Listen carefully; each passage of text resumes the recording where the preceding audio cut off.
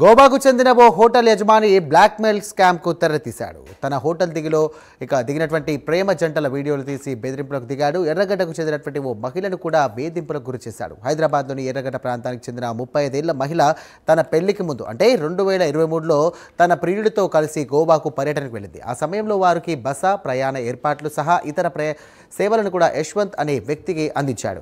తాజాగా యశ్వంత్ ఆమెను బ్లాక్మెయిల్ చేయడం ప్రారంభించాడు. తనకు 30 లక్షల రూపాయలు ఇవ్వకపోతే వాటిని బయట పెడతానంటూ కూడా హెచ్చరించాడు. తనకు మరొకరితో పెళ్లైందని వదిలేయాలని వేడుకున్నా యశ్వంత్ వినలేదు. దీంతో బాధితురాలు పోలీసులను ఆశ్రయించింది. ఇదే అంశానికి సంబంధించి మరిన్ని డీటెయిల్స్ అందించడానికి మా కరెస్పాండెంట్ కుమార్ సిద్ధంగా ఉన్నారు. కుమార్, చెప్పండి.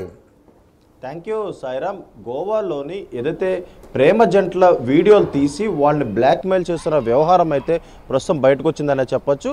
ముఖ్యంగా ఎర్రగడ్డ చెందిన ఒక మహిళ ఏదైతే 2023లోని గోవాకి వెళ్ళిన సమయంలోనే అక్కడ బస చేయడానికి ఇటు హోటల్ రూమ్స్ కావచ్చు, లేదంటే అక్కడ వసతులు కావచ్చు, వీటన్నిటిని కూడా యశ్వంత్ అనే ఒక వ్యక్తికి అయితే అప్పచెప్పారు. ఈ నేపథ్యంలోనే అతను అక్కడ వీళ్ళందరికీ కూడా ఏర్పాట్లు చేసి ఇటు ప్రేమ జంటలు వచ్చిన వారందరికీ కూడా అక్కడ రూమ్స్ ఏర్పాటు చేయడం, వాళ్ళకి తిండి ఏర్పాటు చేయడం, బస ఏర్పాటు చేయడం, అలాగే టూరిస్ట్ ప్లేసులకు తీసుకెళ్లడం లాంటి పనులు అయితే యశ్వంత్ అనే వ్యక్తి చేసేవాడు.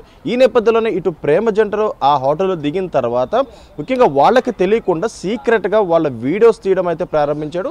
ఈ నేపథ్యంలోనే ఇటు సనత్ నగర్ చెందిన ఒక మహిళా వీడియో కూడా అదే తరహాలో తీయడంతో ఆమెను బ్లాక్మెయిల్ చేయడం ప్రారంభించాడు. అంటే 2023లోనే ఆ మహిళా వీడియోలు తీసి ఈ సంవత్సరంలో కొద్ది రోజుల క్రితం ఏదైతే ఆ మహిళకు ఫోన్ చేసి గతంలో మీరు వచ్చిన సమయంలోనే నేను వీడియోలు తీశాను, మీరు గనక 30 లక్షలు ఇవ్వకపోతే ఖచ్చితంగా దానిని అప్లోడ్ చేస్తారంటూ కూడా ఆమెను బ్లాక్మెయిల్ చేయడం అయితే ప్రారంభించాడు. ఈ నేపథ్యంలో ఆ మహిళ కూడా తనకు వేరే వ్యక్తితో పెళ్ళయింది, దయచేసి తనను ఇబ్బంది పెట్టద్దంటూ కూడా, తన జీవితం నాశనం అవుతుందంటూ కూడా అతనిని వేడుకున్నా సరే అతను వినకుండా తనను బ్లాక్మెయిల్ చేస్తూ వస్తాడు. ఈ నేపథ్యంలోనే ఈ మహిళ కూడా సనత్నగర్ పిఎస్లో ప్రస్తుతం కేసు కూడా ఇవ్వడం జరిగింది.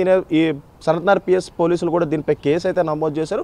యశ్వంత్ అనే వ్యక్తి కోసం ప్రస్తుతం పోలీసులు ఏదైతే గాలిస్తున్నారనే తెలుస్తుంది. ముఖ్యంగా యశ్వంత్ని పట్టుబడితే కనుక గతంలో ఎంతమంది వీడియోలు తీశారు, ఎంతమందిని బ్లాక్మెయిల్ చేసి ఇదే తరహాలోని డబ్బులు డిమాండ్ చేశాడనేది అయితే బయటకు వచ్చే అవకాశం అయితే ఉంది. ముఖ్యంగా గోవా వెళ్లే వారి జంటలు కూడా ముఖ్యంగా ఇలాంటివన్నీ కూడా చాలా జాగ్రత్తగా చూసుకోవాలంటూ కూడా పోలీసులు చెప్తున్న పరిస్థితి అయితే ఉంది.